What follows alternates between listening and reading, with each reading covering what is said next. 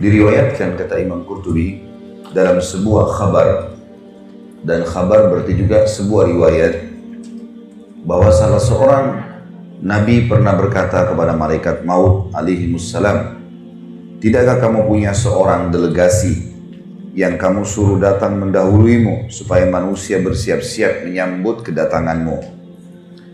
Benar demi Allah, jawab malaikat maut, aku bahkan punya banyak sekali delegasi berupa macam-macam gangguan dan penyakit, uban yang ada di kepala, berbagai hal yang menyedihkan, dan berkurangnya pendengaran juga penglihatan.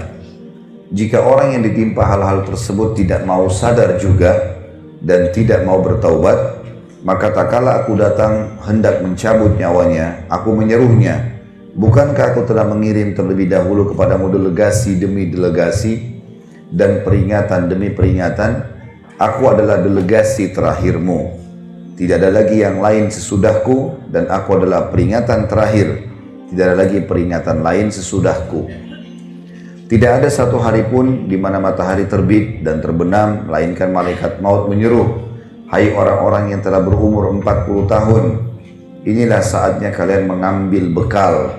Selagi kalian masih berakal, anggota-anggota tubuh kalian masih kuat perkasa, hai orang-orang yang telah berumur 50 tahun, telah dekat saatnya memetik dan panen.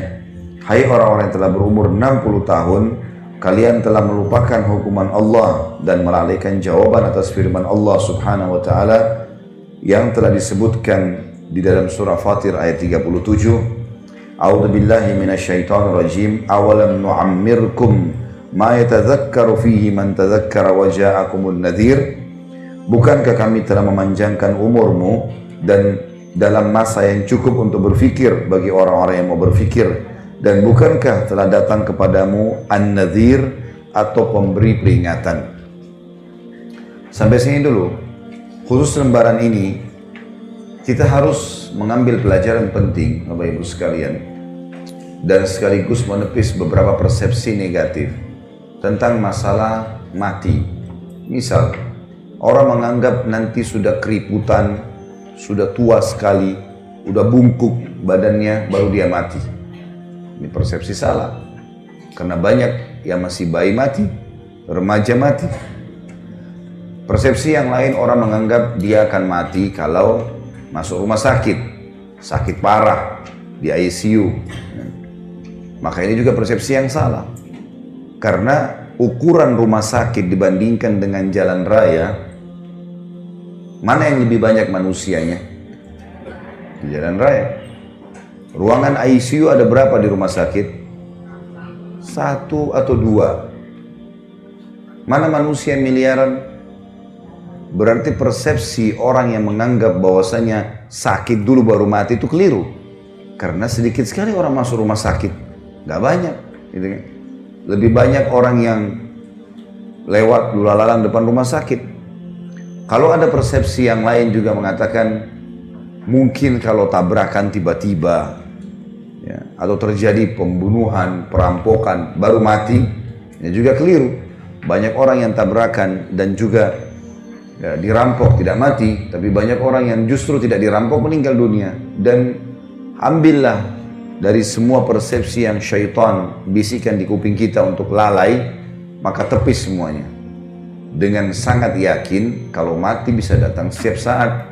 Mau sehat, mau sakit, mau kuat, mau lemah, mau kaya, mau miskin, laki-laki, perempuan. Jangan lalai terus.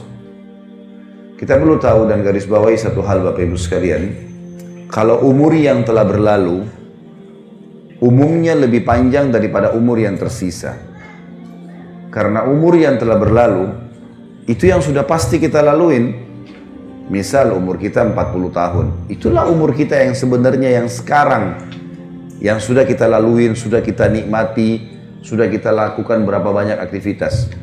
Umur ke depan kita nggak tahu, sehari kah, 2 hari kah, seminggu kah, kita nggak tahu.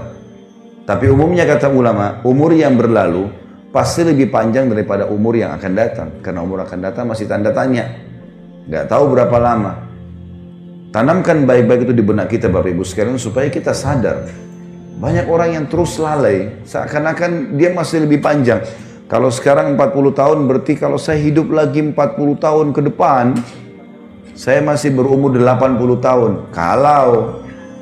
Kalau enggak, kalau meninggal tiba-tiba, banyak orang loh, kulitnya mulus, badannya sehat, apalah dengan bahasa-bahasa manusia, seksi lah, cantik lah, gagah lah, tampan lah, apalah segala macam, hilang cuma jadi kenangan. Begitu mati cuma dikenang, oh ibu itu dulu cantik. Dulu, selesai. Sekarang udah dimakan oleh tanah pipinya, gitu kan. Udah nggak ada lagi, gitu kan. Oh dulu ibu itu suka datang ke salon ini, dulu. Gitu. Orang cuma mengenang begitu. Oh ini sepatunya dia, oh ini tasnya, oh ini tempat duduknya di majelis taklim. Orang cuma kenang. Orang cuma kenang begitu. Tetap kita secara pribadi yang akan menghadapinya. Maka jangan lalai terus ini. Seorang mukmin dan mukminah harus cerdas. Dari perbuatan bermanfaat apa ke perbuatan bermanfaat apa. Gak ada gunanya kita lalai. Karena tidak ada waktu ini. Kita sedang berpicu dengan waktu. Jangan terus-menerus mengiyakan syaitan sampai kapan. Gampang, nanti gak usah amalan sunnah. Kan cuman sunnah. Begitu terus, godanya sama. Berapa tahun Bapak Ibu digoda begitu sama syaitan? Dan berapa kali kita mengiyakan? Syaitan berharap buku amal kita kosong. Supaya nggak ada amalan. Dan dia jeli setiap hari itu. Usahakan hari ini mana yang bisa bolong nih. Harus dibolongin sama dia. Dan kita tidak bisa perbaiki. Sekali dia berhasil bolongkan. Ini misalnya tadi malam nggak tahajud. Biar kita nangis darah. Nggak bisa lagi perbaiki. Sekali nggak duha nih, pagi ini masih ada waktu, habis taklim sebentar sholat duha. Sekali nggak duha, maka target syaitan supaya buku hari ini, di tanggal ini, di buku lembaran kesekian, dia kosong duhanya. Dan nyesel-nyesel nanti hari kiamat. Coba seandainya dulu, dari ruangan taklim cuma nyebrang ke musola, di masjid sebelah. Nggak ada susahnya. Saya berapa kali masuk ke situ sholat duha, 1-2 orang ibu ada yang masuk di musola. Yang lainnya mana? Husnudzon, mungkin sudah sholat duha di rumahnya. Alhamdulillah. Alhamdulillah. Baiklah. Masya Allah. Karena duha itu yang paling baik pada saat unta merasa panas. Kurang lebih jam 8. Kurang lebih. Kalau taklim kita jam 8 setengah 9, berarti sudah sholat duha semua. Masya Allah. Syukurlah. Ya urusan Bapak Ibu sama Allah. Saya cuma tugasnya mengingatkan. Artinya kalau ada orang yang sudah jalankan, alhamdulillah. Bersyukurlah. Tapi kalau yang belum, sampai kapan mau belum nih? Sampai kapan nggak mau? Dan apa alasannya? Malas saja. Karena malas, karena semua bisa, tinggal wudhu, tinggal sholat. Syaitan bisikin, oh duha panjang tuh, 8 rakaat. 12 rakaat. Coba dulu, lakukan dulu sholat. Lakukan dulu, gulirkan. Karena syaitan akan kesulitan menggoda kita, Bapak Ibu sekalian, kalau kita sudah memicu gas ibadah. Seperti orang kalau sudah mulai, enggak, saya programin, mulai besok saya nggak boleh luputkan duha. Atau mulai hari ini, saya nggak boleh luputkan sholat malam. Saya nggak boleh luputkan selembar Al-Quran setiap hari. Misal, zikir pagi sore, komitmen kan, itu kita seperti sedang lari, sudah mulai dari garis start. Musuh kita untuk mengalahkan kita, dia harus lebih cepat daripada kita. Syaitan paling gampang kalau orang belum start, nggak mulai gitu. Al-Quran tahu keutamanya, tapi nggak pernah baca. Duha tahu, tapi nggak pernah sholat. Sedekah tahu, tapi nggak pernah diamalin. Maka orang seperti mau lomba lari, dia belum memulai. Maka oleh rivalnya diketawain aja dia. Gampang orang ini. Tapi kalau kita sudah mulai programkan, kita seperti lagi lari. Speed kita 30, musuh kita syaitan harus 40 untuk ngalahin kita. Kalau dia 30 juga bersaing, nggak bisa ngalahin kita dia. Karena kita sudah mulai. Maka memulai dulu. Mulai, lakukan, programkan. Jangan lalai terus, seperti itulah. Delegasi-delegasi yang dari malaikat maut sudah banyak. Dijelaskan dalam paragraf ini. Adanya uban, mulai melemah, tidak seperti dulu lagi. Penglihatan, pendengaran. Enggak Ustaz, saya masih kuat semuanya.